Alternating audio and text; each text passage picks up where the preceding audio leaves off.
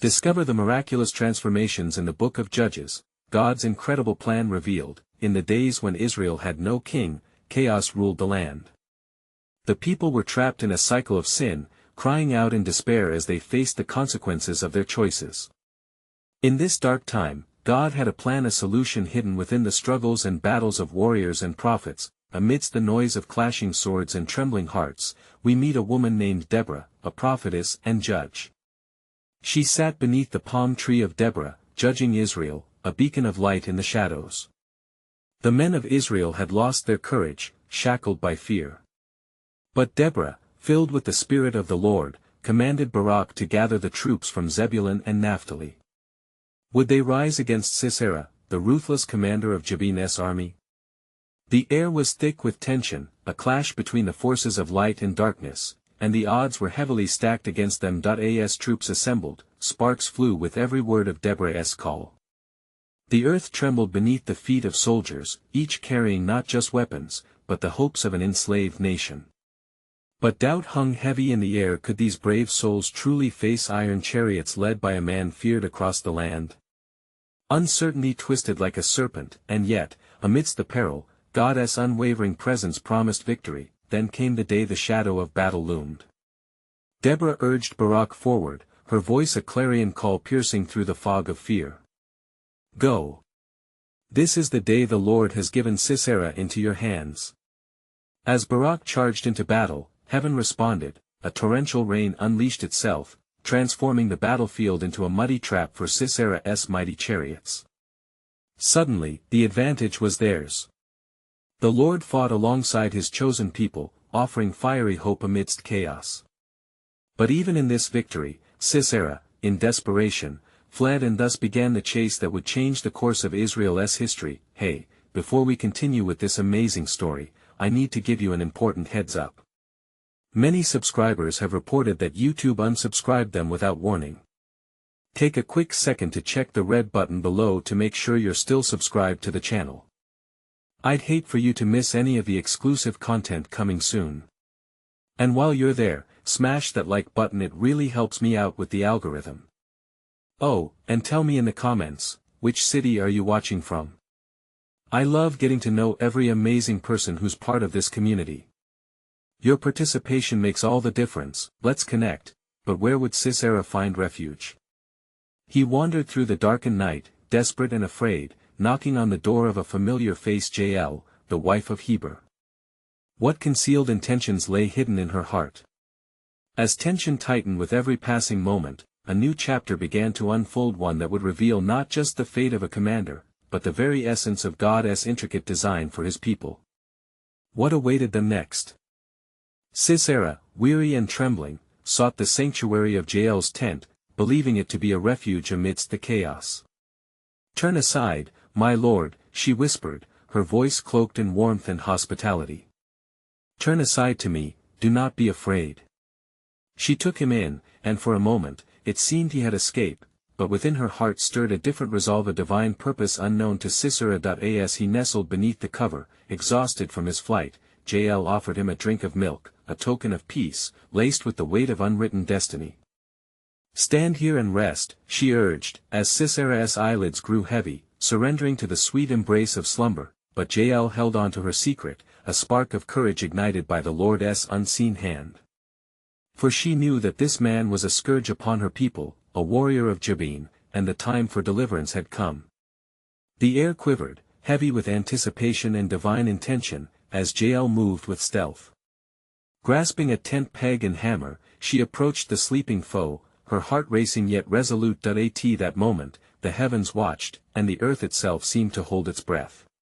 Jael, whose path was woven into Israel's redemption, drove the peg through Sisera's temple, sealing his fate. There in the stillness, the sound echoed like thunder across the heavens, announcing victory and the fall of oppression. In the distance, Barak pursued, unaware of the divine act that would soon inspire the praise of Israel.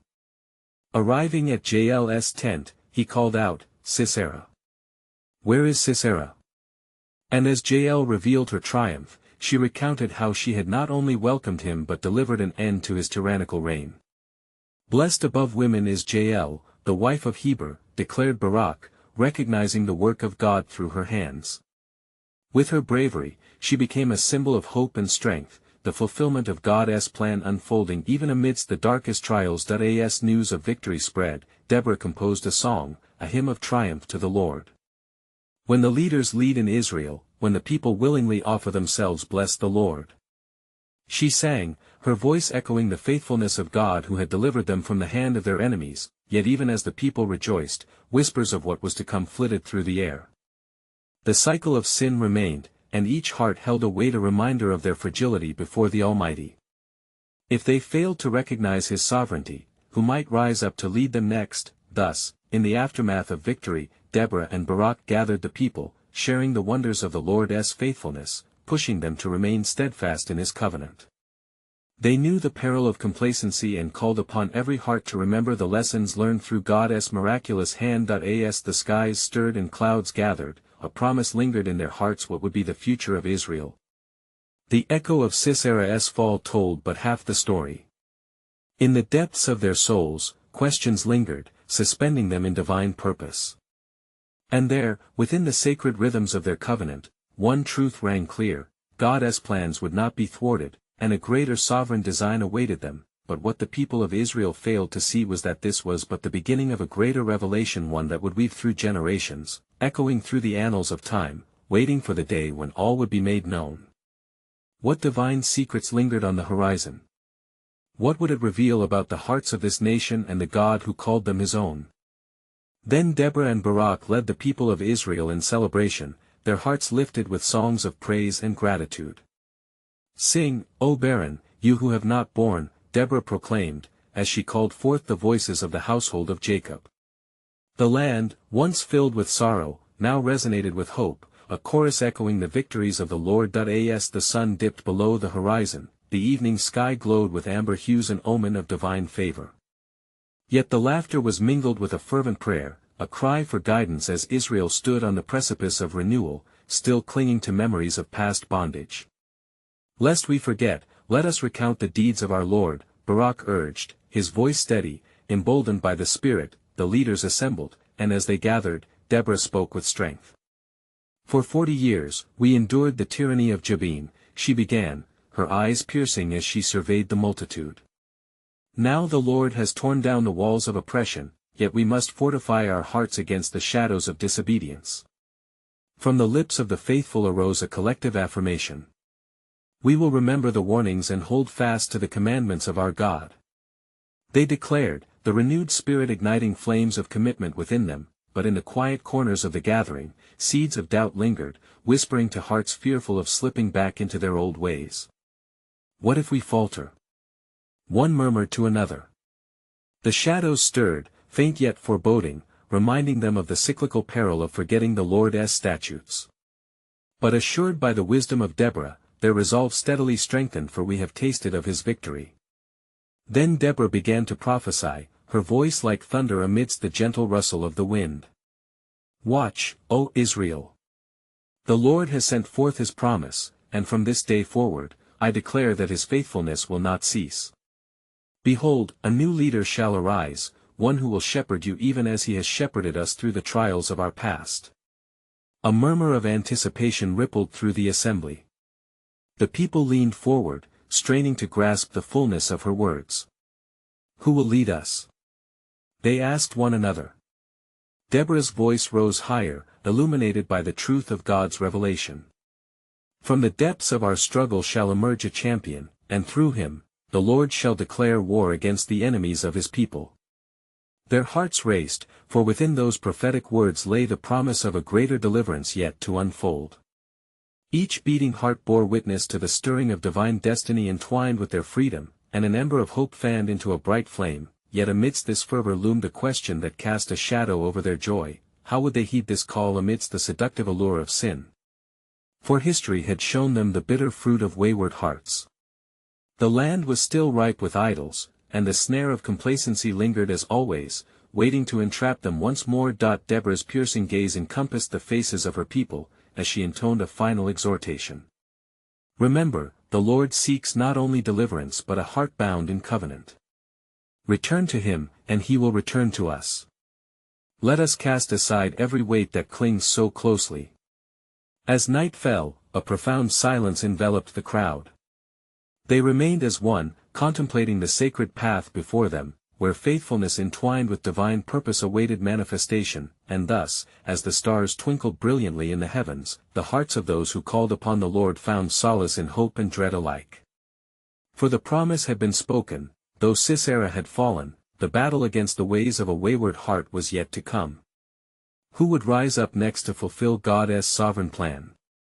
Would it be among them, or would he choose to show his might through another unsuspecting vessel? The mysteries of God lingered, drawing them into an ever-deepening anticipation of the days yet to unfold. In the days that followed, the people of Israel were stirred within their hearts. As they set themselves to seek the Lord, they gathered in communities to consecrate themselves, calling upon the name of the Almighty. They sought clarity, and their prayers echoed in the valleys and hills, rising as incense before him. Deborah, now beloved by her people, established places of worship across the land. With the faithful gathered, she taught them the statutes and commandments handed down from their ancestors. Let us journey back to the foundations of our faith, she urged, for the Lord has commanded us to love him with all our heart, soul, and might. Deuteronomy 6 verse 5. Her voice rang true, igniting within each spirit a yearning for deeper devotion. Barak, emboldened by Deborah's encouragement and the recent victory, began to prepare his heart for the new leader foretold. He wandered the hills and valleys, lifting up prayers and seeking discernment for what was to come. The vision of the promised champion filled him with tremendous hope but also weighed heavily upon him. How shall we recognize him? Barak pondered under the vast expanse of the heaven above. Amidst these endeavors, a young warrior named Gideon, humble in stature yet determined in spirit, felt an unexplainable stirring in his heart. As he worked in the fields, whispers of divine purpose danced in his ears, urging him to rise and stand against the remaining foes. Late at night he sought the Lord beneath the stars, longing for a sign, a confirmation of the call that trembled within him. One night, as Gideon prayed fervently, a heavenly messenger appeared. "The Lord is with you, mighty warrior." The angel proclaimed, Judges 6 verse 12. Gideon, startled and overwhelmed, responded, "If the Lord is with us, why then has all this happened to us? Where are his miracles of old?" His voice cracked with pain as he recounted the tales of deliverance once known to his ancestors. The angel remained steadfast, declaring, "You shall save Israel from the hand of Midian. Do not fear, for I am sending you." Gideon, still gripped by uncertainty, asked for signs to assure him of God's presence. The angel instructed him to prepare an offering, and as the fire consumed the offering in a consuming blaze, Gideon fell to his knees, for he recognized he had encountered the divine. Meanwhile, the elders of Israel convened, sensing a shift in the spiritual realm. Deborah's proclamations echoed in their hearts as they trembled at the thought of impending deliverance. The unity amongst them grew, binding them through shared commitment. "O people of God," cried one elder, "let us prepare a way for our coming leader. We must renew the covenant and rid our land of every idol." As the dawn broke over the hills, morning dew glistened like diamonds, and the faithful gathered in earnest. A profound silence filled the air, pregnant with expectation and divine anticipation. They looked to the horizon, their hearts unified in prayer. Faith was their shield against trembling doubt. For Gideon would rise, both the man of war and the instrument of God's purpose, yet unbeknownst to the assembly, his journey would require both faith and obedience. They would soon witness the transforming power of God that defies their understanding, but first they must surrender fully to his will. Thus, the stage was set for the unfolding drama of divine redemption, as the people of Israel stood on the brink of a miracle. For it was here, amidst the prayers of the faithful and the trembling of hearts, that the plan of the Almighty would begin to reveal itself. What further wonders awaited them as they ventured forth into their renewed covenant with God? The heavens remained hushed, bursting with secrets of his perfect design, yearning to be made manifest among them.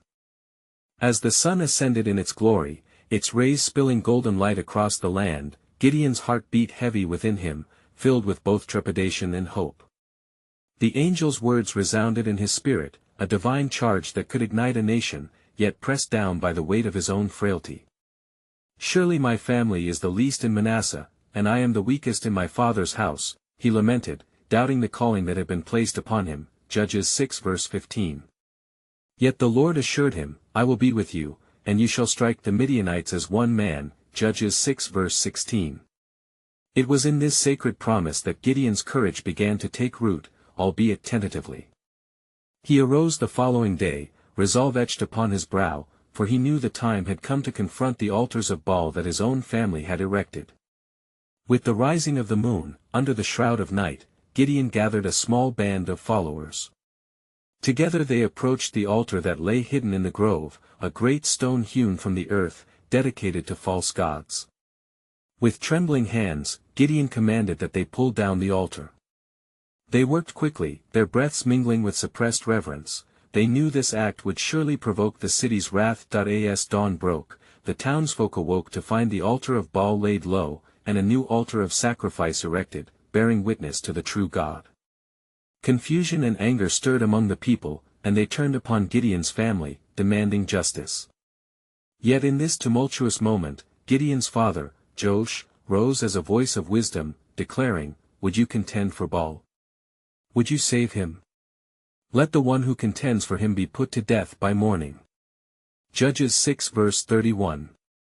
The heart of the people began to soften, and as they saw the fire of conviction in Josh's defense, many began to ponder the truth of Gideon's claim. In that defining moment, Gideon was given a name that would mark him forever in the annals of Israel, Jerubbaal, meaning, let Baal contend against him. Yet, the spirit of fear still whispered in Gideon's heart. For the Midianites remained a looming shadow. As he gathered his brethren and prepared for battle, he prayed again for signs, longing for assurance that the Lord was indeed with him. He placed a fleece on the threshing floor, asking, If you will save Israel by my hand, as you have said, then let there be dew on the fleece alone, and dry on the ground. Judges 6 verses 36 to 37. In the morning, the fleece was soaked while the earth around it lay barren. With fear and awe, Gideon would not relent. Do not be angry with me, Lord, he pleaded, but let me test once more. Again, he asked for the fleece to remain dry while the ground was drenched in dew. And so it was, the Lord granted these signs, strengthening Gideon's faith. Then the Spirit of the Lord clothed Gideon, he sounded the trumpet, rallying the tribes of Israel to take arms. A contingent was gathered, hearts ignited with the flame of divine purpose. But as the numbers swelled, a new concern arose in Gideon's mind. Is this sufficient? Will this be enough for victory? Thus, he sought confirmation once more, for although he had witnessed mighty signs, assurance remained a longing deep within. The Midianite horde lay encamped like locusts in the valley below, a testament to their numbers and their might. What would it take for Gideon to finally grasp the full measure of God's purpose for him? The journey ahead was one of peril and faith, where flesh would be tested against spiritual might. The hour of destiny was approaching fast. How would God's sovereign plan unfold amidst the trembling hearts of men and the roaring threats of the enemy? As the earth vibrated under the footfalls of war, the heavens awaited their moment to speak. And it came to pass that the Lord spoke to Gideon again, saying, The people are too many for me to give the Midianites into their hands, lest Israel vaunt themselves against me, saying, My own hand has saved me. Now therefore, proclaim in the ears of the people, saying, Whoever is fearful and afraid, let him return and depart early from Mount Gilead. Judges 7 verses 2 to 3. So Gideon arose and delivered this command, uncertain of what the outcome would be. To his astonishment, 22,000 men turned and fled, leaving only 10,000. Gideon felt the weight of divine providence upon him, yet now more than ever he was troubled, for the Midianites were as countless as the sands of the sea, and he was left with a mere fraction of an army. The Lord, perceiving Gideon's disquiet, spoke once more, The people are yet too many, bring them down unto the water, and I will try them for thee there. Judges 7 verse 4. Gideon led the men to the water's edge, their parched throats yearning for refreshment. As they drank, a divine separation occurred. Those who knelt and lapped the water like a dog were numbered, while those who brought the water to their mouths remained untallied. The Lord instructed Gideon, By the 300 men that lapped will I save you, and deliver the Midianites into your hand. Let all the other people go, every man unto his place. Judges 7 verse 7. Thus, Gideon sent the remaining 10,000 away, and with a mere 300, he marched to confront the dread foe. A great fear dwelt in the heart of Gideon still. He was a man chosen yet troubled, a servant bearing the weight of his nation's deliverance. The Lord, knowing Gideon's heart, said to him, Arise, get thee down unto the host, for I have delivered it into thine hand. But if you are afraid to go down, go with Phurah your servant down to the host. Judges 7 verses 9 to 10. Obediently, Gideon took his servant and approached the enemy's camp, and as they neared, Gideon overheard a man telling a dream to his comrade. Behold, I dreamed a dream, and, lo, a cake of barley bread tumbled into the host of Midian, and came unto a tent, and smote it that it fell, and overturned it, that the tent lay along. Judges 7 verse 13. The interpretation was given, This is nothing else save the sword of Gideon, the son of Joash, a man of Israel, for into his hand hath God delivered Midian, and all the host. Judges 7 verse 14. With this revelation, courage surged within Gideon, and he returned to his brethren, proclaiming, Arise, for the Lord hath delivered into your hand the host of Midian. He divided the 300 men into 3 companies and gave each man a trumpet and an empty pitcher with a lamp inside it. Judges 7 verses 15 to 16. As the midnight hour approached, they surrounded the camp of the Midianites. Gideon instructed them, saying, Look on me, and do likewise, and behold, when I come to the outside of the camp, it shall be that, as I do, so shall ye do. Judges 7 verse 17. At the appointed time, they blew the trumpets, breaking the pitchers that concealed the lamps, and cried, The sword of the Lord, and of Gideon. Judges 7 verse 20. Panic filled the Midianite camp. They rose, confused and fearful, striking one another in their frenzied state. The Lord had set ambushes against the enemy, and victory was assured without the hand of man fully engaged. In this pivotal moment, Gideon's obedience and faith converged to fulfill the divine purpose set forth by God. For the sovereign plan of the Almighty was that victory would not come by numbers or might, but by the faith of a humble heart willing to trust in the unseen. Yet, as the battle raged and the Midianites fled, a deeper truth began to emerge, one not solely for the enemies before them but for all Israel. What more shall be revealed of God's unfolding plans for his people, who often look to their own strength instead of his abiding presence? Thus, the heart of the nation stirred, poised to witness the wondrous works of their God once more. Then the 300 men stood fast and heard the sound of confusion in the camp of Midian, as the sword of the Lord brought terror to the hearts of their enemies. The Midianites, with their faces blanched in dread, turned against one another, slaying each man in desperate panic. Gideon and his men, emboldened by the Spirit of God, pressed in upon the chaos, their hearts aflame with the strength of the Almighty. Gideon, perceiving the confusion, called out to his men, Chase after them. Let not a man escape. And thus, they pursued the Midianites, who fled down the winding paths, their hearts thumping in fear of the living God who had turned their own swords upon them. Judges 7 verses 21 to 22. The fear of Gideon spread like wildfire, and they who once went out in great numbers now fled as individuals, separated by their own terror. In his haste, one Midianite stumbled over another, and the ground was drenched in their blood, a testament to the transit of God's righteous judgment. The towns of Ephraim, hearing of the great overthrow, gathered to join Gideon. Why saidest thou not to us to go with thee to fight against Midian? They demanded, for their hearts burned with zeal for the Lord's cause. Judges 8 verse 1. Gideon, filled with the wisdom bestowed upon him by the Lord, responded gently, What have I done now in comparison to you? Is not the gleaning of the grapes of Ephraim better than the vintage of Abiezer? Judges 8 verse 2. And he continued his pursuit, capturing 2 princes of Midian, Oreb and Zeb. They presented the heads of these princes to the men of Ephraim, saying, The Lord hath delivered into your hands the princes of Midian. And upon seeing the sight, the anger of Ephraim burned away, for they had shared in the glory of the victory. Yet Gideon, though victorious, faced a bitterness inside him, burdened by the realization that his own people were weary and would demand more from him. I am faint, yet pursuing, he declared, needing sustenance for his men. Judges 8 verse 4. He came to Succos, requesting bread for his men, but the leaders of Succos scorned him, saying, Is the hand of Zebah and Zalmunna now in your hand, that we should give bread to your army? Judges 8 verse 6. In righteous indignation, Gideon replied, When the Lord hath delivered Zebah and Zalmunna into mine hand, I will tear your flesh with the thorns of the wilderness and with briars. Judges 8 verse 7. Thus, he pressed on to Penuel, where once more he sought provision, yet the men there also spurned him.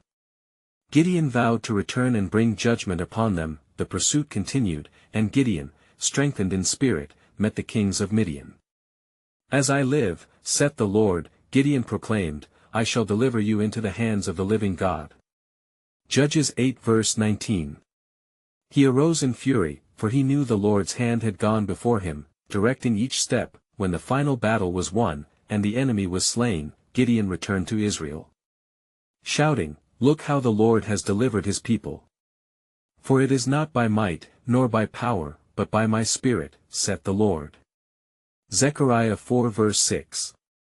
And lo, the people marveled at the deliverance that had come through their humble leader, realizing in their hearts that they had witnessed the hand of the divine. Yet a whisper began in the hearts of the Israelites, igniting a question among them. What will happen when the cycle of disobedience returns, and will we be as quick to forget this great salvation? Thus, the hearts of the people stirred with both hope and apprehension, awaiting the unfolding of God's greater plan.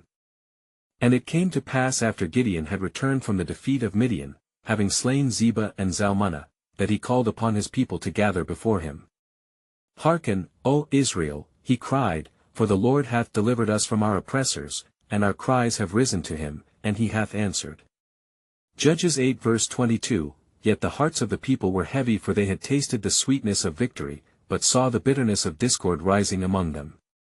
The elders, in their wisdom, approached Gideon and said, Rule thou over us, both thou and thy son's son also, for thou hast delivered us from the hand of Midian. Judges 8 verse 22. But Gideon, humble in spirit, replied, I will not rule over you, neither shall my son rule over you, the Lord shall rule over you. Judges 8 verse 23.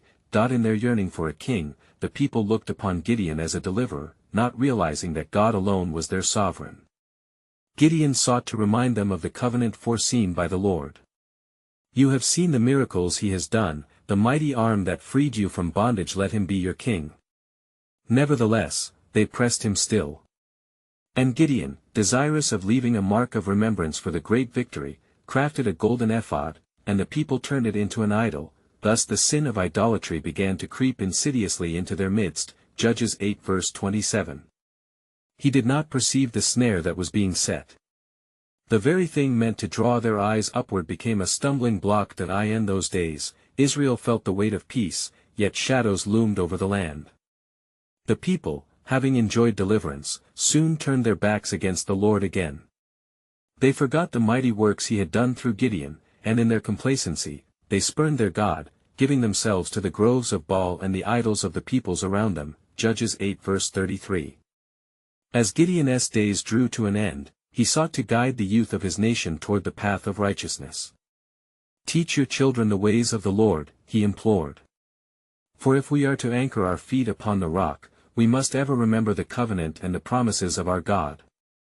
In his heart, Gideon feared that the generations to come would not cling to the memories of deliverance. His spirit was burdened within him, for he saw how quickly Israel could fall away. He sighed deeply and called for his son, Jotham, saying, Go up unto Mount Gerizim, and speak unto the people the words of the Lord. Jotham climbed the heights and raised his voice, crying aloud, Listen, O men of Shechem. The trees went forth to anoint a king over them, and said unto the olive tree, Reign thou over us. But the olive tree replied, Should I cease to give my fatness, wherewith by me they honor God and man? Judges 9 verses 8-9. The lament was cast upon the mixed hearts of the people, pierced by the call of God as faithful servant. But even as Gideon passed, the echo of his words could not stave off the inevitable carnage of rebellion that would plague Israel. As the shadows grew longer over the land and Gideon lay with his fathers, a cloud of dread loomed over the people. For lo, in their forgetfulness, they set themselves for calamity, and the heart of God did grieve within him. What shall come of this, when the new day dawns, and where will they turn in their hour of need? Thus, a divine mystery thickened like the morning mist, for though Israel sought kings, above all, God's sovereign plan would not be thwarted. When men would fail, the one who promises redemption would rise again. And it came to pass in those days after Gideon had breathed his last and rested with his fathers, that Israel was left without leadership, and darkness began to descend upon the land once more. The people wandered aimlessly, drawn away by the seduction of the gods of the nations surrounding them. They forsook the Lord, their true king, to seek after false idols. The people of Israel raised up for themselves a king, yet he did not rule in wisdom, nor did he seek the counsel of the Lord. His name was Abimelech, son of Gideon through his concubine in Shechem. And it is written, And he went unto his mother's brethren in Shechem and spake unto them and to all the house of his mother's family, saying, Speak, I pray you, in the ears of all the men of Shechem, what is better for you, that all the sons of Jerubbaal, which are 70 persons, reign over you, or that one reign over you? Remember also that I am your bone and your flesh. Judges 9 verses 1-2, the men of Shechem were enticed by his words, for they knew him to be of their own blood. They answered him, We shall heed your call, and offered him 20 pieces of silver out of the house of Balberith to pursue his claim. Thus, Abimelech gathered a band of reckless men, and they went forth, slaying his brethren upon one stone, yet Jotham, the youngest son of Gideon, escaped from the slaughter. Judges 9 verse 5, when Jotham heard what Abimelech had done, he climbed the heights of Mount Gerizim once more and lifted his voice, saying, Hearken unto me, ye men of Shechem, that God may hearken unto you. The trees went forth to anoint a king, and yet the brambles said, If in truth ye anoint me king, then come and put your trust in my shadow, and if not, let fire come out of the bramble and devour the cedars of Lebanon. Judges 9 verse 7, his words pierced through the hearts of the men of Shechem, for they trembled at the sound of the warning. They sought to silence him, yet fear gripped their spirits as they considered the judgment of the Lord against such treachery. Abimelech, thinking himself fortified by strength and power, waged war against those who once supported him. He sought to cement his reign through oppression and deceit, but God did not turn his face away from the people. He sent an evil spirit between Abimelech and the men of Shechem, and they rose against him, declaring, What has this man brought upon us? Shall we stand by while he engulfs us in destruction? The seed of discord was sown, and the land began to convulse under the weight of bloodshed. For 3 years, Abimelech ruled, and terror filled the heart of the land. The people suffered, and they remembered the God of their fathers, raising their eyes unto him in their distress. But would they repent and turn from their sins? Would they cry unto the Lord who had delivered them before? Amidst the chaos, a flicker of hope remained. Jotham, hidden yet vigilant, pondered the words of his father Gideon. The Lord shall rule over us, he recalled, and in that moment, he felt the stirring of a divine calling. For what the people of Israel did not yet perceive was that God was weaving a tapestry of deliverance amidst the folly of man. He had not forgotten his covenant, nor his promise of a king, one who would not falter in his reign. Yet in their tumult, the moment shall arise when God will unveil his chosen, and the heart of Israel shall be one with the Spirit of the Almighty. Prepare yourselves, for the day approaches when the cries of the people shall reach the heavens, and mercy shall flow anew. And it came to pass after these events that the heart of Israel was heavy, consumed with the voices of turmoil that echoed through the valleys. The people, having endured the oppression of Abimelech and bearing the scars of fraternal conflict, began to long for a true leader, one who would guide them not through shadowy ambition but with righteousness. They sought the face of the Lord, crying out in desperation, remembering the wonders he had wrought in their midst. Then as the cries of the people rose like incense before the throne of God, the Lord heard their lamentations and stirred his spirit, sending forth a man named Tola, the son of Puah, a man of Issachar. He arose to deliver Israel and judged the people for 23 years, serving as a reminder of God's mercy and grace in their midst. Judges 10 verses 1-2. Tola transformed the hearts of Israel, teaching them to remember the covenant and to turn back to the Lord with all their might. When Tola completed his course, a new darkness loomed upon the land. For after his death, another judge arose in Israel, Jair of Gilead. He had 30 sons who rode on 30 donkeys, and they controlled 30 cities, yet the people failed to recognize that these comforts brought no salvation. Judges 10 verses 3-4. The cycle of idolatry tightened its grip once again, and the children of Israel turned to the Baals and Ashtaroth, offering sacrifices to the gods of the surrounding nations, ignoring the sovereignty of the one who had delivered them. Judges 10 verse 6. In their folly, the Lord's anger was kindled against Israel. He delivered them into the hands of the Philistines and the Ammonites, who oppressed them severely, and in their anguish, the people cried out once more, "We have sinned against you, for we have forsaken our God and served the Baals." Judges 10 verse 10. The Lord, hearing their cries, spoke through his messenger saying, "Did I not deliver you from the Egyptians, the Amorites, the Ammonites, and the Philistines?" Judges 10 verse 11. Yet the people, remorseful but blinded by their shame, were met with the Lord's callous admonition, "Go and cry unto the gods you have chosen, let them deliver you in your time of distress." Judges 10 verse 14. But their hearts turned once more in repentance, casting away their foreign gods and returning to the Lord, pleading for mercy as the weight of their sins lay heavy upon their shoulders. The Lord's heart was moved by their sufferings, he could no longer endure the oppression of his people. He began the weaving of his sovereign plan anew, stirring the spirit of a man named Jephthah, a mighty warrior from Gilead, who was despised and rejected by his own family. Yet God would use this outcast to fulfill his purpose, as the Lord often chooses the unlikely to accomplish the unimaginable. Judges 11 verse 1. As Jephthah prepared to lead against the Ammonites, the elders of Gilead sought him, saying, "Come and be our captain, that we may fight against the children of Ammon." Judges 11 verse 6. At this, Jephthah confronted their hypocrisy, reminding them of the shame they had brought upon him in their earlier rejection, but still trusting in God's sovereignty, he accepted the call. "If you bring me home again to fight against the children of Ammon, and the Lord deliver them before me, then I will be your head." Judges 11 verse 9, he proclaimed, recognizing that any victory would come from the hand of God. The time of reckoning drew near as Jephthah, filled with the Spirit of the Lord, prepared for battle. He sought the Lord in prayer, making a vow that if God would grant him victory, he would sacrifice whatever first came forth from his house upon his return. In this pledge, uncertainty flickered, and yet, he trusted that the Lord would guide his steps. For through the distillation of pain and endurance, Jephthah held fast to the hope that God would deliver Israel. As the battle loomed against the Ammonites, what divine revelations would unfold through this fragile vessel? What would be the cost of faithfulness in a land so often forgetful of its God? In this moment, the heavens seemed to lean closer, awaiting the stirring of God's grace. How would his sovereign plan reveal the depths of his love amidst the ironies and struggles of man? The story, still being written, beckoned for more.